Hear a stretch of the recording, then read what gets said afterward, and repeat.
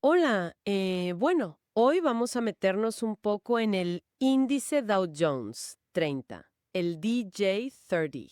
Específicamente, ¿qué pasaba a mediados de agosto de 2025? Según los análisis de un canal de YouTube, Jesús Navarrete. Exacto. La fuente es esa. El periodo es muy concreto, mediados de agosto 2025. Y lo que llama la atención, y es un poco el eje de hoy, una tensión muy marcada. O sea, por un lado, una visión macro súper pesimista. Habla de burbujas, desconfianza total en los datos, Sí, como de posible colapso inminente, ¿verdad? eso mismo. Y por otro lado, un enfoque súper clavado en herramientas técnicas muy específicas para operar en el día a día. Esa es la clave. Queremos desglosar esa dualidad.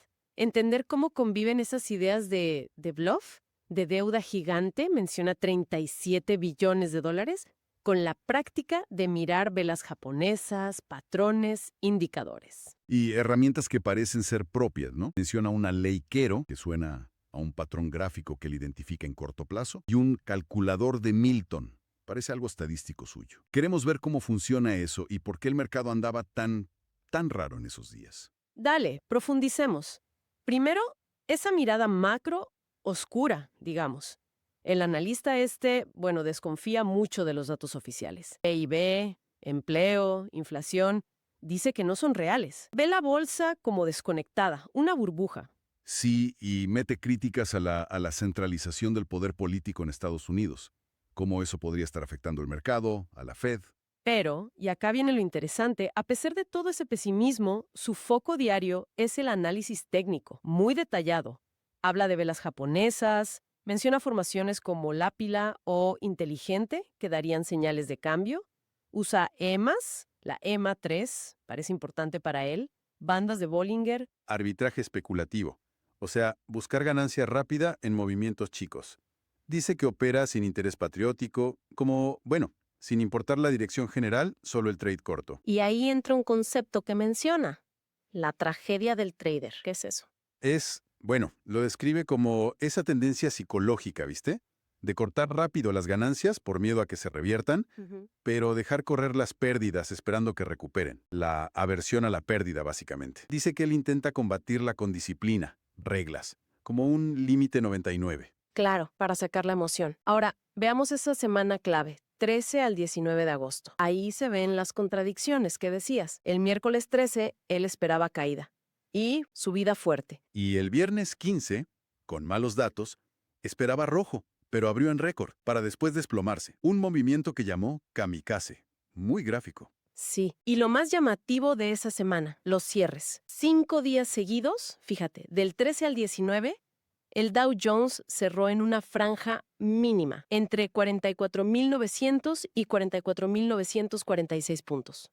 Casi nada. Un patrón muy simétrico, con un promedio de 44.922. Increíble. Y el lunes 19, aunque hizo un nuevo máximo histórico durante el día, cerró en negativo. Él lo interpretó como debilidad, como que el mercado renunció al swing, dijo. Llegamos al martes 20. Ahí él se la jugó con su ley Quero.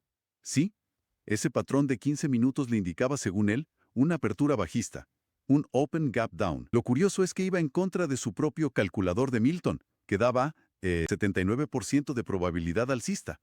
O sea, se guió por el patrón gráfico. ¿Y qué pasó en la apertura real? Lana abrió justo en 44.922, el mismo número del cierre anterior y del promedio de los 5 días previos. Eso al analista le pareció súper sospechoso.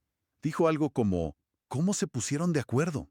Claro, suena raro. Pero ojo, él igual defendió su ley Quero. Dijo que durante el día sí se cumplió, que el patrón anticipó el movimiento hacia los 45.030 y después la vuelta a los 44.900.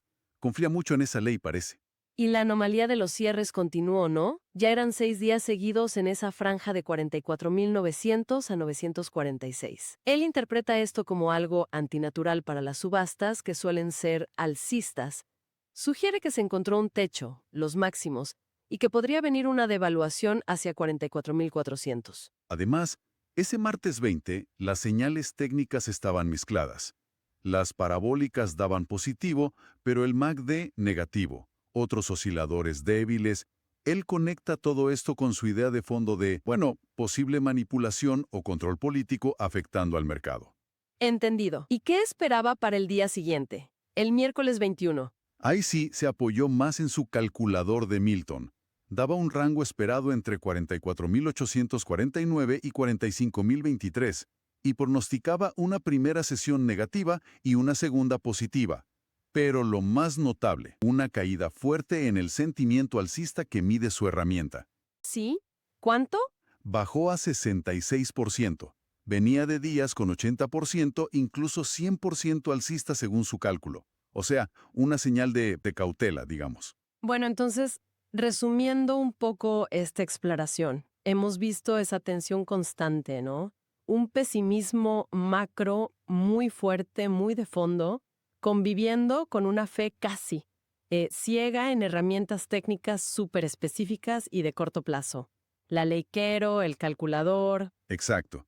Y todo esto en medio de un mercado que mostraba una calma extraña. Esos patrones de cierre tan anómalos, ¿no? Sí, totalmente. Y esto nos deja pensando, y es algo que surge del propio material que revisamos. Si hay tanta convicción sobre la fragilidad de fondo, sobre la posible manipulación, la desconexión con la economía real, entonces, ¿qué valor real tienen esas señales técnicas de tan corto plazo? ¿Son de verdad una guía útil en el día a día? O podrían ser, no sé, como un ruido, ¿no? Un ruido táctico que quizás distrae de esa visión general tan adversa que él mismo describe. Justamente, ¿son una brújula o una distracción? Es una pregunta que queda flotando, ¿verdad? Sí, una pregunta interesante para seguir pensando. Bueno, gracias por acompañarnos en este análisis detallado.